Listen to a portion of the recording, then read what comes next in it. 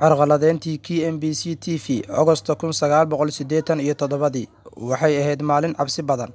Xubnaha KMBC TV ee Los Angeles, Stallman wuxuu ku guuleystay in uu marin u helo stuudiyaha KMBC ee California, isagoo sheeganaya in uu marti u yahay mid ka mid ah shaqaalaha xarunta. Xafiga David oo barnaamij ku jira ayaa waxa uu soo galay Stallman, wuxuuna ula soo baxay bistoolad, wuxuuna ku qasbay in uu aqriyo bayaan ku qornaa warqad uu isagu watay.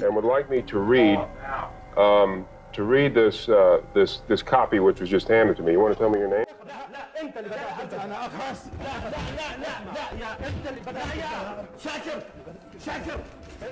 Labadan nin waa laba shakhsi oo Carab ah, waxaana mid kasta oo iyaga ka mid ah doonaya in fikradiisa uu si qasab ah midka kale uga dhaadhiciyo, balse Soomaali ayaa hore waxay u tiri rag maankiis waa mudacyo caaradood.